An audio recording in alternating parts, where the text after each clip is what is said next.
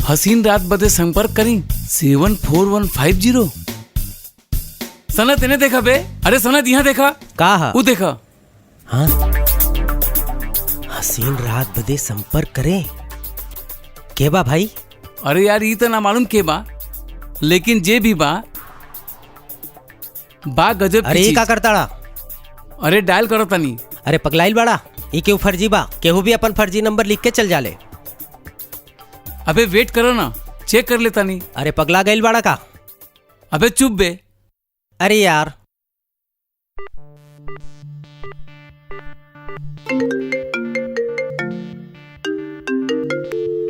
अरे घंटी जा रहा बा। अरे का बकलोली बारे? अरे हेलो, हम सुन ले बानी की हसीन रात अगर गुजारे के बाद तोहरे संगे तो रउवे से संपर्क करे के चाही का?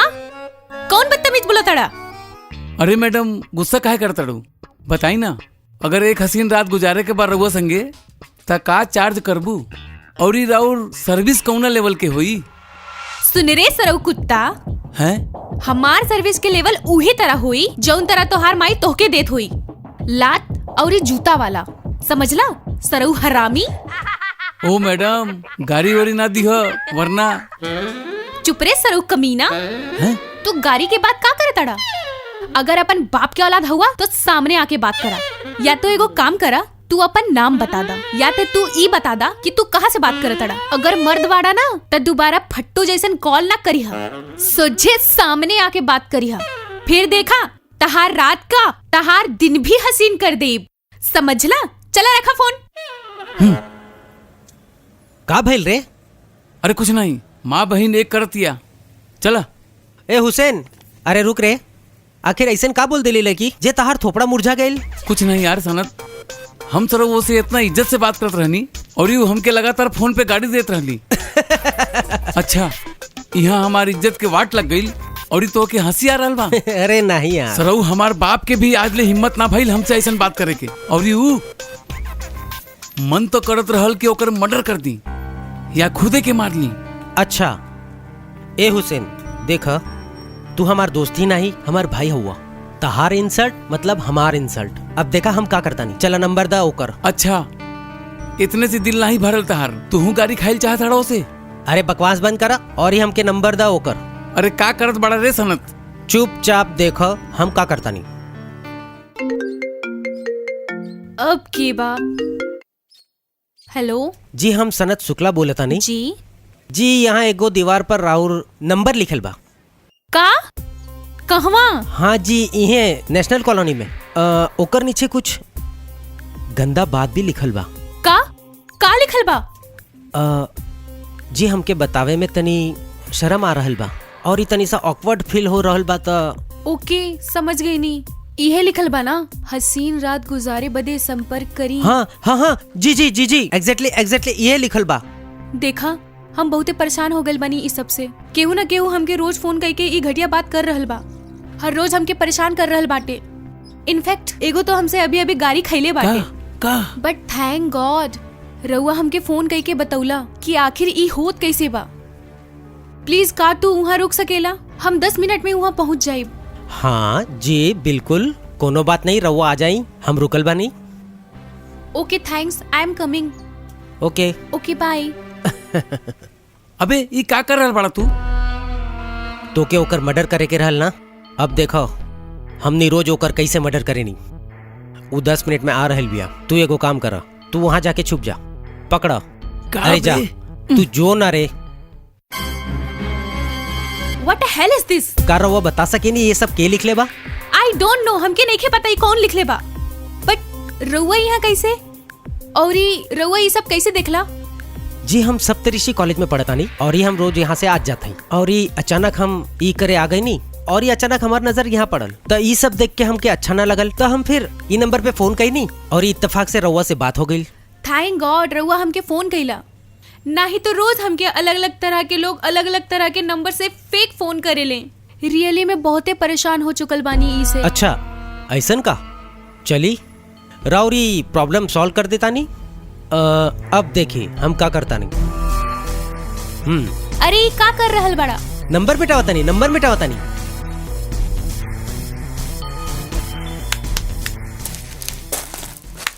इली मैडम, अब रवा के कोनो परेशान ना करी।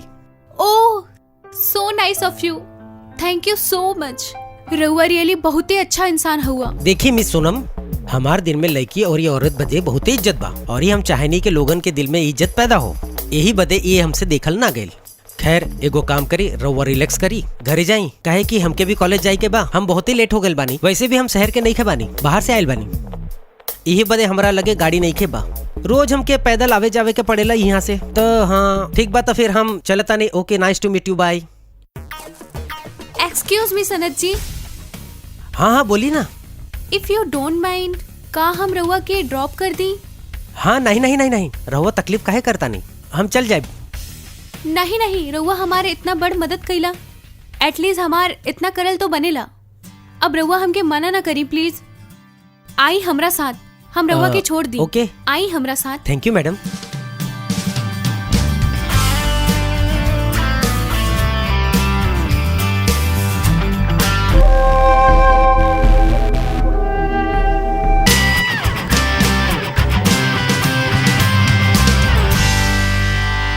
ई बा तोहार कॉलेज?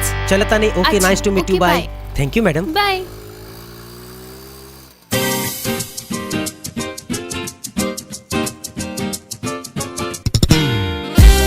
अरे का भइल बे ओकर? अरे तनी रुका ना।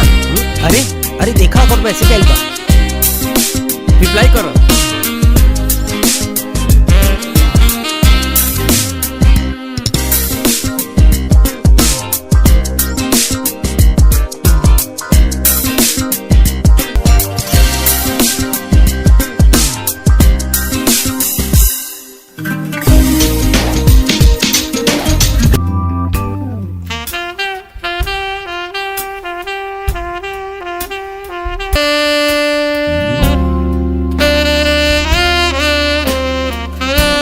जी हाँ। जी, हम कुरियर सर्विस आइल बनी और ई राउर नाम के कुरियर बा। कुरियर इतना रात के? जी मैडम, हमार कुरियर सर्विस 24 घंटे सर्विस देवेला, यही बदे हम कुरियर देवे आइल बनी। मैडम रघुआ यहाँ साइन कर दी। Thank you.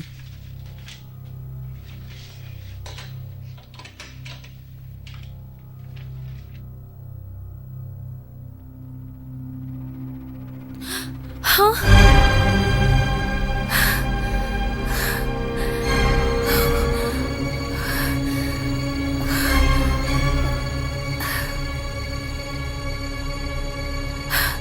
हेलो। हाँ सोनम बोली। हमरा लगे एगो कोरियर आयल बा, जेमे कुछ फोटोग्राफ्स बा। हाँ ता सनत, वो फोटोग्राफ्स तहार और हमार बा। अच्छा। हाँ सनत, हम कहवा मिली, रेस्टोरेंट, शॉपिंग मॉल, हर जगह के फोटोग्राफ्स बा। और तो और सनत, और जब हम घर पे मिलली, हमने के बीच जे भी भइल, वो मोमेंट के भी फोटोग्राफ्स बा सनत। हमके बहुते डर लाग रहल बा सनत। आखिर ये फोटोग्राफ्स के खींचता सनत, के? और ये हमके काहे भेजता? जाने मन, ये फोटोग्राफ खींचे वाला और ही तो के भेजे वाला केहू और नहीं, हम ही हैं। का बक रहल बड़ा तू? सनत, तू जानेला हम तो से बहुत प्यार करेनी। हाँ जाना तानी, तू हमसे बहुते प्यार करेलू, लेकिन हम तो से प्यार ना ही करेनी।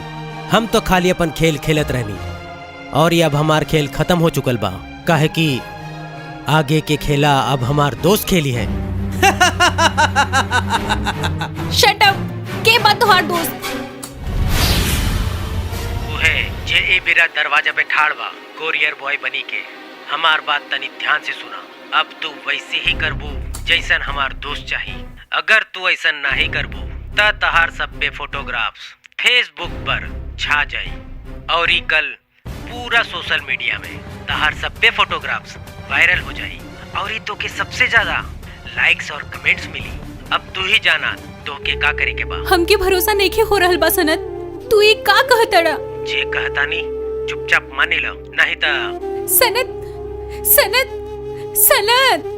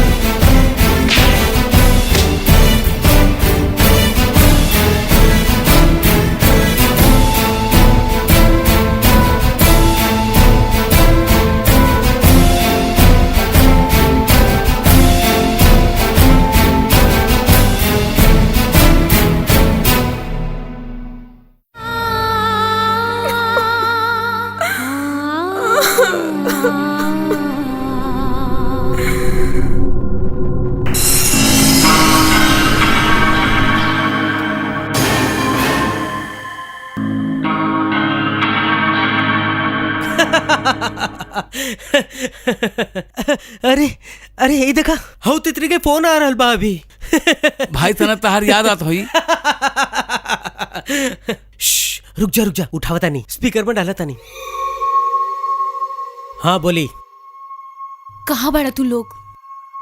हमनी सा का बात है, आज तो हमनी के एक साथ याद करत आड़ू। उ का है ना, तू लोगन के अपन हवस पूरा करे बदे अब अलग अलग आवे के जरूरत नहीं खेबा। हम चाहेनी कि तू दोनों एक साथ आवा, उ भी अभी और यही वक्त। अच्छा अभी और यही वक्त, वो भी एक साथ? हाँ, हमरा के आदत से लग गई बा तू दोनों की, यही से अब रहल ना जाला। बस तू लोग जल्दी आ जाएं।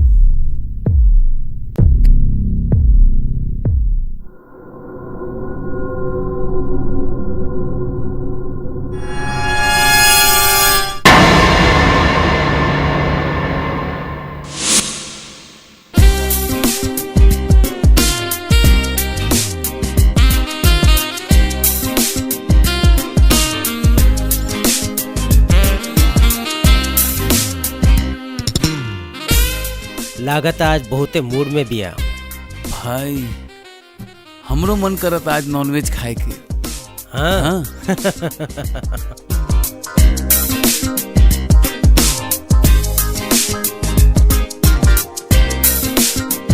खड़ खड़ देख कर रहल बड़ा, अपन कपड़ा नहीं उतारबा।